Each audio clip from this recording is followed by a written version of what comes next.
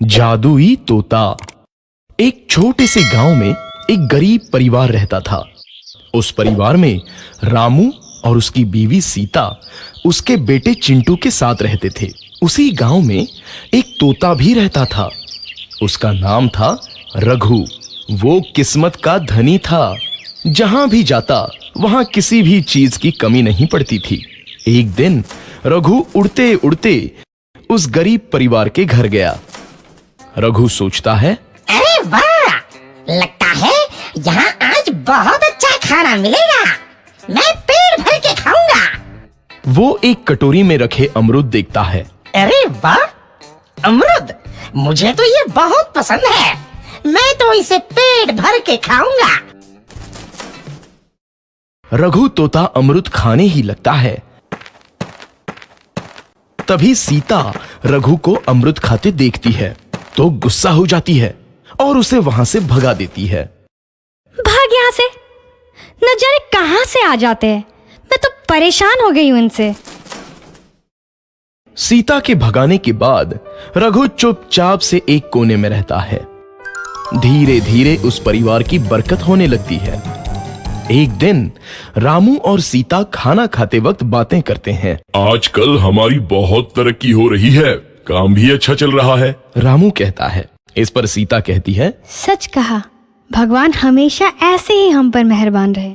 बेटा चिंटू भी कहता है, पिताजी, मुझे खिलौना लेके दो ना, मेरे सभी दोस्तों के पास है।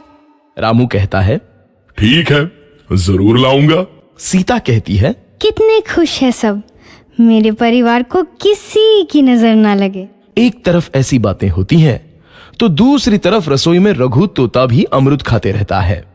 मजा आया, अमरूद खाया, मजा आया, अमरूद खाया, मजा आया। तभी सीता रसोई में आती है और रघु तोते को अमरूद खाते देख बहुत गुस्सा होती है। सीता रघु को बाहर निकालने के लिए पिंजरे में अमरूद रखती है। रघु जब अमरूद खाने लगता है तो पिंजरे का दरवाजा बंद हो जाता है और वो उसमें फंस जाता है। मुझे बाहर निकालो, मैं यहाँ फंस गया हूँ, मुझे बचाओ। अगले दिन सीता पिंजरा उठाकर बाहर दूर उस रघु को छोड़ देती है। रघु के जाते ही उनके घर आई बरकत धीरे धीरे कम हो जाती है। उन्हें बहुत घाटा होता है। सीता कहती है, ये क्या हो रहा है, अचानक इतना कैसे बदल गया? अभी तक तो सब कुछ अच्छा चल रहा था। रामू कहता है, लगता है भगवान हम पर रूठ गए हैं। चिंटू भी कहता है, लगता है अब मुझे खिलौने भी नहीं मिलेंगे। और वो रोने लगता है और बाहर चला जाता है। कुछ दिन बाद रघु तोता फिर से उस घर में आता है।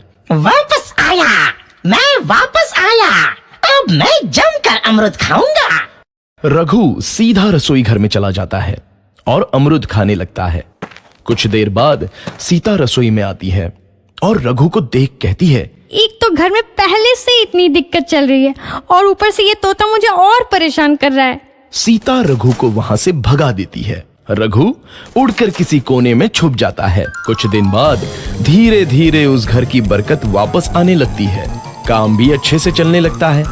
एक रात जब रघु तोता अमरूद खाने जाता है तो पिंजरे में फंस जाता है। ये लोग आखिर चाहते क्या हैं? एक तोते को शांति से अमरूद खाने क्यों नहीं देते? मैं कौन सा चोरी कर रहा हूँ? बस अमरूद ही तो खा रहा हूँ। तभी रामू वहां आता है और पिंजरे में रघु तोते को देख उसे बाहर छोड़ देता है। ये तोता भी कितना जिद्दी है, बार बार वापस आ जाता है। जैसे ही रामू रघु को छोड़ देता है, अगले दिन से फिर से उनके घर की बरकत जाने लगती है।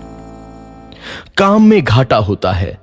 किसी को समझ नहीं आ रहा था कि ऐसा क्यों हो रहा है। रघु तोता घर आता है तो अचानक बरकत आती है और जब रघु तोता को बाहर निकालते हैं तो बरकत चली जाती है। एक दिन सीता रघु तोते के घर आने और बाहर जाने की स्थिति पर नजर रखती है। ये तोता जब भी घर आता है तो घर में बरकत आती है और जैसे ही ये घर से बाहर जाता है तो उसी के साथ बरकत भी चली जाती है। कहीं ये जादुई तोता तो नहीं है? अगली बार जब ये तोता घर आएगा तो मैं इसे कहीं नहीं जाने दूंगी। सीता रघु का बहुत इंतजार करती है लेकिन रघु तोता दोबारा उस घर में कभी नहीं आता।